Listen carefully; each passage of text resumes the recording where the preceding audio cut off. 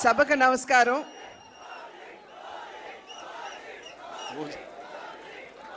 వేదిక మీద ఉన్నటువంటి కేంద్ర మంత్రివర్యులు పెద్దలు గజేంద్ర సింగ్ షెకావత్ గారికి, ఆంధ్ర రాష్ట్ర ముఖ్యమంత్రి వర్యులు పెద్దలు సోదరులు పవన్ కళ్యాణ్ గారికి, ఉప ముఖ్యమంత్రి పవన్ కళ్యాణ్ గారికి, అదేవిధంగా నా పార్లమెంట్ నియోజకవర్గంలో ఉన్నటువంటి 7 ఎమ్మెల్యేలు బుచ్చే చౌదరి గారు, ఆదిరెడ్డి వాసు గారు, మద్దిపాటి వెంకటరాజు గారు, ముప్పిడి వెంకటేశ్వరరావు గారు, బత్తిని బలరామకృష్ణ గారు, అదేవిధంగా వేదిక మీద ఉన్నటువంటి అధికారులకి, సోదరీమణులకి, వేదిక ముందున్నటువంటి సోదరీమణులందరికీ కూడా నా నమస్కారాలు నేను తెలియజేస్తున్నాను.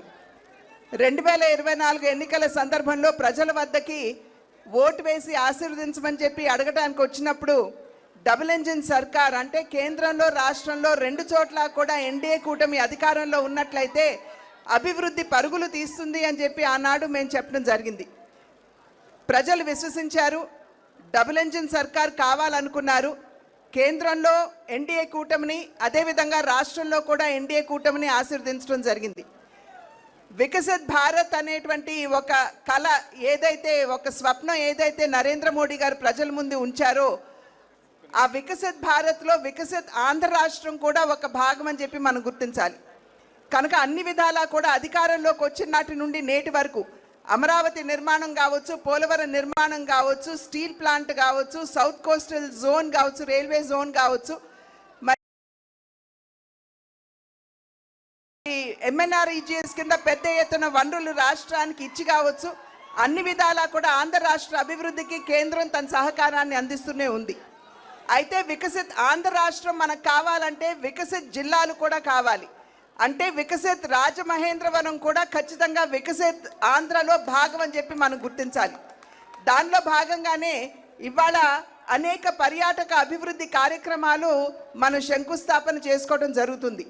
ప్రత్యేకించి హ్యావ్లాక్ బ్రిడ్జ్, 100 సంవత్సరాల నాటి బ్రిడ్జ్ నిరుపయోగంగా ఉన్నటువంటి సందర్భంలో దాని యొక్క చారిత్రాత్మక ప్రాధాన్యతను గుర్తించి ఇవాళ దాన్ని కూడా ఒక పర్యాటక క్షేత్రంగా దాన్ని అభివృద్ధి చేయడానికి కేంద్రం తన సహకారాన్ని అందిస్తుంది. అదేవిధంగా రివర్ ఫ్రంట్ దాన్ని కూడా అభివృద్ధి చేస్తున్నటువంటి సందర్భంలో నేను ఇప్పుడే అజయ్ జైన్ గారితో కూడా మాట్లాడాను. అక్కడ ఉన్నటువంటి విగ్రహాలని తొలగించకుండా ఏదైతే అభివృద్ధి చేస్తున్నామో ఆ అభివృద్ధిలోనే మిళితం చేయమని చెప్పి వారికి ఇప్పుడే అజయ్ జైన్ గారు కూడా నేను అభ్యర్థించడం జరిగింది. అదేవిధంగా హ్యావ్లాక్ బ్రిడ్జ్తో పాటుగా ఇవాళ పుష్కరాలకి సంబంధించి 2027వ సంవత్సరంలో ఏదైతే పుష్కరాలు మనం రాబోతుందో దాన్ని దృష్టిలో ఉంచుకునే ఇవాళ పుష్కర ఘాట్లో అఖండ గోదావరికి కూడా మనం శంకుస్థాపన చేసుకోవడం జరిగింది. కనుక అభివృద్ధి రాజమహేంద్రవరాన్ని ఇందాక సోదరులు దుర్గేష్ గారు మాట్లాడుతూ హెరిటేజ్ జిల్లాగా రాజమహేంద్రవరాన్ని గుర్తించాలి అని చెప్పి వారు అభ్యర్థించారు. ప్రజలందరికీ గుర్తుండే ఉంటుంది. నేను పార్లమెంట్లో ఈ అంశాన్ని లేవనెత్తి రాజమహేంద్రవరాన్ని హెరిటేజ్ సిటీగా గుర్తించమని చెప్పి నేను ప్రత్యేకించి పార్లమెంట్లో నేను రేజ్ చేసినటువంటి అంశం.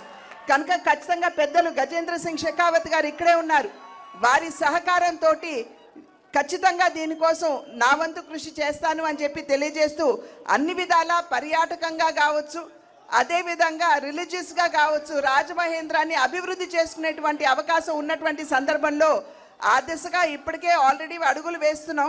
గౌతమి లైబ్రరీని కూడా దాన్ని అభివృద్ధి చేయడానికి నా వంతు కృషి నేను చేస్తున్నాను. కనుక ఖచ్చితంగా రాబోయే కాలంలో కూడా ఏదైతే ప్రజలు మా పట్ల విశ్వాసాన్ని కనబరిచారో దాన్ని నిలుపుకుంటూ రాజమహేంద్ర అభివృద్ధికి ఖచ్చితంగా నా వంతు సహకారాన్ని అందిస్తాను అని చెప్పి తెలియజేసుకుంటూ పెద్దలు గజేంద్ర సింగ్ షెకావత్ గారికి, ఉప ముఖ్యమంత్రి సోదరులు పవన్ కళ్యాణ్ గారికి, ఇక్కడికి వచ్చినటువంటి ఎమ్మెల్యేలందరికీ పేరు పేరున నా ధన్యవాదాలు తెలియజేసుకుంటూ సెలవు తీసుకున్నాను. జై హింద్.